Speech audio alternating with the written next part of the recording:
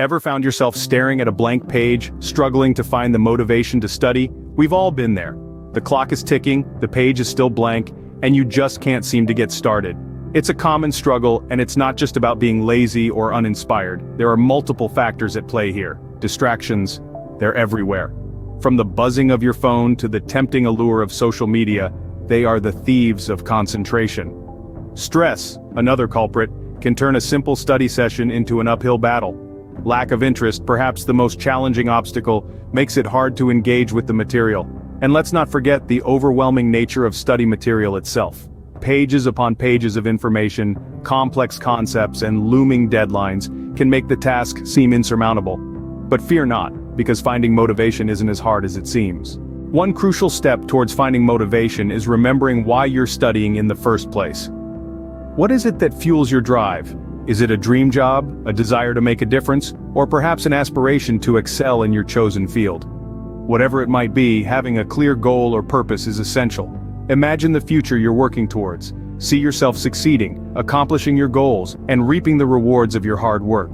This vision of your future is not just a daydream. It's a powerful motivator that can ignite your passion and keep you going, even when the going gets tough. Remember, every page you read, every problem you solve, every project you complete brings you one step closer to your goal. Each small victory is a stepping stone towards the future you envision. So whether you're aiming to top your class, land that dream job, or make a difference in your community, always remember your why.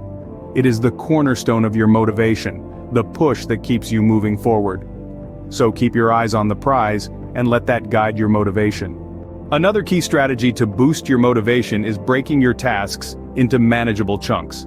The thought of studying for hours on end can be daunting, but when you break that time down into smaller, more manageable parts, it suddenly doesn't seem so overwhelming. One effective way to do this is by creating a study plan. Map out what you need to accomplish and divide it into smaller tasks. This way you're not just staring at a mountain of work, you're tackling it one step at a time. Another method you can try is the Pomodoro technique. Essentially, it involves studying for 25 minutes, then taking a 5-minute break. This cycle is repeated 4 times, after which you take a longer break. It's a great way to ensure you're giving your brain regular rest while still making progress. Setting small, achievable goals is also crucial. Instead of aiming to read an entire textbook in one go, aim to read one chapter. When you achieve this, you'll feel motivated to keep going. Remember, every big task is just a series of smaller tasks. Your study environment plays a big role in your motivation. Now let's talk about that. You see, where you study has a significant impact on your ability to focus and absorb information. It's crucial to create a space that is comfortable, but not too cozy as to induce sleep.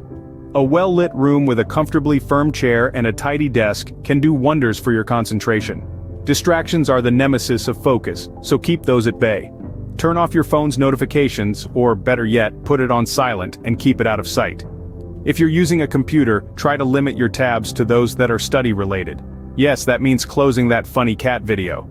Having a regular study schedule is another key element in creating a conducive environment. Consistency helps to train your brain to switch into study mode more easily, so pick a time that suits you best and stick to it. Remember, the aim is to create an environment that encourages study, not hinder it.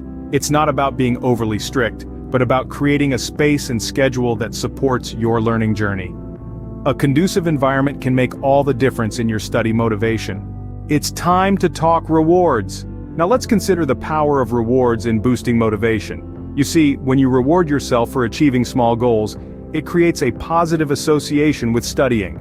It's like giving yourself a pat on the back for a job well done, reaffirming your efforts and fueling your drive to accomplish more. Let's say you've broken down your study goal into manageable chunks, and you've managed to complete one of those chunks. At this point, it's time for a reward. This could be anything you enjoy: a quick episode of your favorite show, a short walk, or even a sweet treat. The idea is to create a sense of accomplishment that keeps you motivated and eager to move on to the next task. It's a kind of psychological trick, but it's a trick that works wonders. The beauty of self-reward is that it's entirely personal. You get to decide what reward works best for you. As you continue this practice, you'll find studying becomes less of a chore and more of a journey, with little victories to celebrate along the way. Remember, a little reward goes a long way in fueling your motivation. Sometimes the hardest part is just getting started. You've heard it before, and it's true. It's that moment when you're staring at a blank page, your mind is a whirlwind of thoughts, and the last thing you feel like doing is studying. But here's the secret. Action precedes motivation. What does that mean? It's simple. Often all it takes to ignite that spark of motivation is to just start. It might feel uncomfortable, awkward even, but once you dive in, you'll find that the momentum starts to build on its own. Think of it like pushing a stalled car. At first it's heavy and hard to move, but once you get it rolling, it becomes easier to keep it moving. Studying is the same.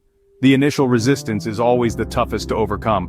But once you start, even if you're not feeling it, you'll find that your mind starts to engage, your focus sharpens, and before you know it, you're in the zone. This isn't just a study tip, it's a life tip. Don't wait for the perfect moment, the perfect mood, or the perfect anything. Just start. So, take that first step, and you might just find the motivation you've been searching for. So, how do we find the motivation to study? Well, as we've discussed, it's a process, not a one-off event. First, we need to remember our why. Why are we pursuing our studies? What future do we envision for ourselves? This gives us a sense of purpose and direction. Next, we break our tasks down into smaller, manageable chunks. This way, we're not overwhelmed by the magnitude of what we have to achieve. Instead, we're taking it one step at a time, building momentum as we go. We also need to create a conducive environment for study, an environment that's comfortable, free from distractions, and conducive to concentration and focus. It's about setting ourselves up for success. Additionally, rewarding ourselves can be a powerful motivator. Small rewards can provide a sense of achievement and make studying feel less like a chore and more like something we want to do. And finally, sometimes we just need to start, even when we don't feel like it. Often, motivation follows action, not the other way around. Remember, motivation comes and goes, but with these strategies, you can make it a more constant companion in your study journey.